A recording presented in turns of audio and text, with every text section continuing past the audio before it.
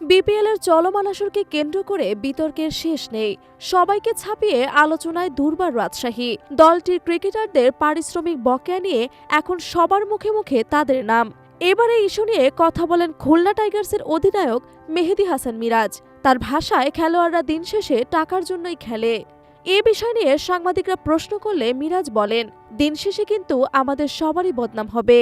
আমরা যদি এই জিনিসগুলো ঠিকঠাক মতো মেনটেন না করি, ঠিকঠাক মতো ব্যবহার না করতে পারি, তাহলে দিন শেষে আমাদের ক্রিকেটের জন্যই বদনাম হবে, আমাদের সবার বদনাম হবে। সেটি যেন না হয় সেজন্য আমাদের প্রত্যেকেরই দায়িত্ব রয়েছে।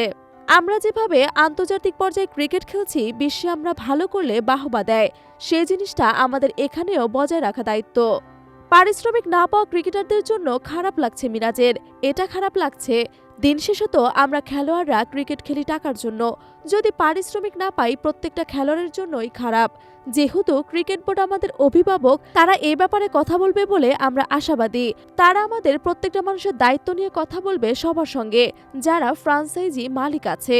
সেক্ষেত্রে যদি সমস্যা হয়, ক্রিকেট বোর্ড একটা ভালো সমাধান দেবে বলে আমার কাছে মনে হয়।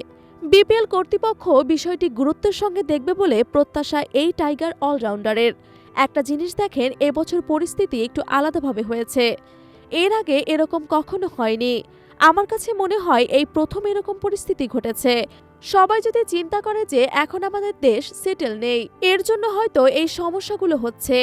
আমাদের কাছে মনে হয় এখানে যারা দায়িত্বে আছে, বিপিএল গভর্নিং কাউন্সিল, এটা নিয়ে কাজ করবে। আশা করি তারা সুন্দর এবং ভালো একটা সমাধান দেবে। তারা অবশ্যই খেলোয়াড়দের সঙ্গে থাকবে সবসময়। প্রসঙ্গত, চলতি বিপিএলে এখনও প্লে অফ নিশ্চিত করতে পারেনি মিরাজের দল খুলনা। তবে পয়েন্ট টেবিলের 5-এ থাকা দলটির সামনে সেই সুযোগ রয়েছে। 10 ম্যাচে তাদের পয়েন্ট 8, বাকি 2 ম্যাচ জিতলে তারা উঠে যেতে পারে প্লে অফে। বিপরীতে 1 ম্যাচ হারলেও বিদায় নিশ্চিত হয়ে যাবে মিরাজের।